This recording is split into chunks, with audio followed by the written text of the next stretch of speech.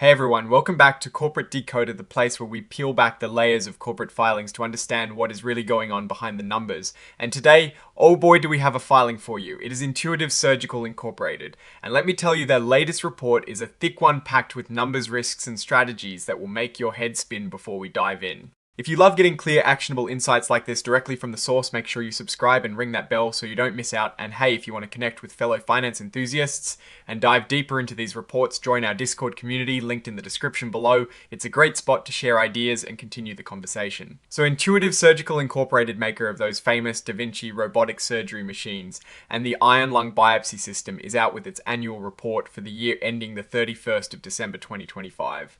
This is a massive company, and this report outlines everything from their business strategy to their financial health and all the potential pitfalls along the way. Let's jump straight to the good stuff, the financials, because everyone cares about the money. This report shows that Intuitive's total revenue has jumped significantly. It is now at a whopping $10.1 billion for 2025. That is a 21% increase from $8.4 billion in 2024.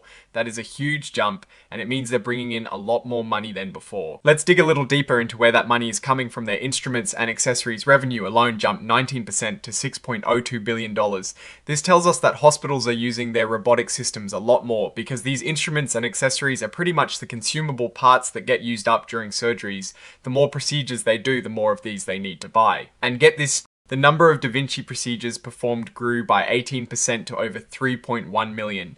That is a lot of surgeries happening. But it is not just the consumables. Their systems revenue also saw a massive 26% boost to $2.47 billion. This means they are selling and leasing a lot more of their big Da Vinci robots. For 2025 alone, they placed 1721 new Da Vinci surgical systems, which is a 13% increase over the previous year. This means their core business of selling these complex machines is also growing strong. Now here is an interesting trend. While revenue is soaring, their gross profit margin dipped slightly from 67.5% in 2024 to 66% in 2025. They explain this is due to things like new tariffs increasing costs and higher expenses for their new Da Vinci 5 system.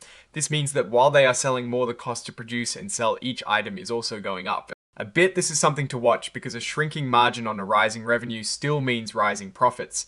But it is a sign that their costs are catching up. Even with that slight dip in gross margin, their operating income, which is the profit from their core business, still went up a very healthy 25% to $2.95 billion.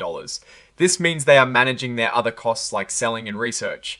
Effectively, this is a sign of strong operational management. Now let's talk about the risks, because this company operates globally, and that comes with a whole host of potential problems. They acknowledge that their operations outside the United States are subject to many risks.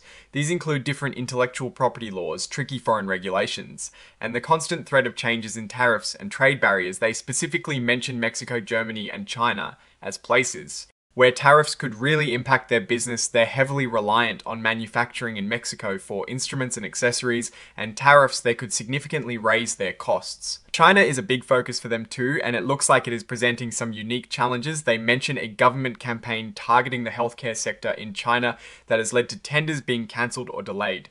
This is a big deal, because selling these big machines in China often involves a complex tender process. If that process gets messed up, their sales in that crucial market could suffer.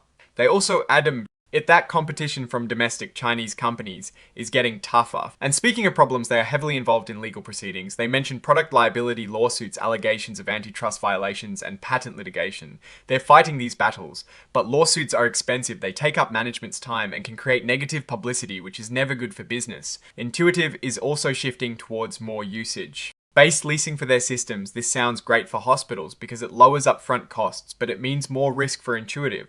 If hospitals don't use the machines as much as they expected, Intuitive could lose revenue.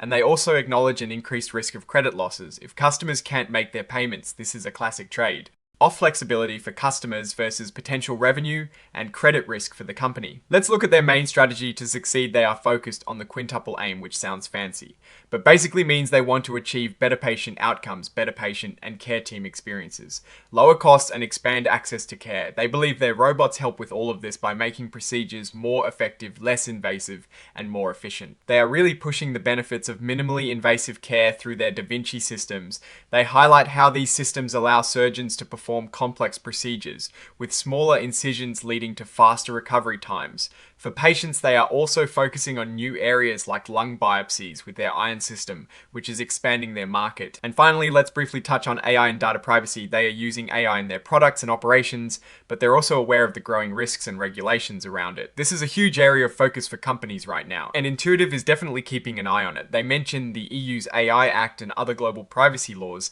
as things that could impact their business if they don't handle data and AI correctly. It could lead to significant fines and reputational damage. So what is my take on all of this? Intuitive Surgical is a dominant force in robotic surgery. They're growing revenue at a fantastic rate, and their core business of selling systems is booming. Their strategy of focusing on the quintuple aim seems to resonate with healthcare providers, and the increasing number of procedures performed shows that their technology is becoming more accepted. However, the challenges are significant new tariffs could eat into their profits, especially given their manufacturing footprint in Mexico and China.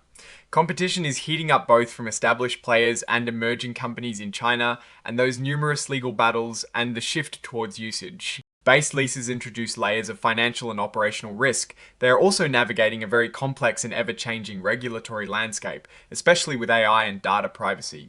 Overall, Intuitive Surgical is a strong company with a clear vision, but they are not immune to the global economic and regulatory headwinds.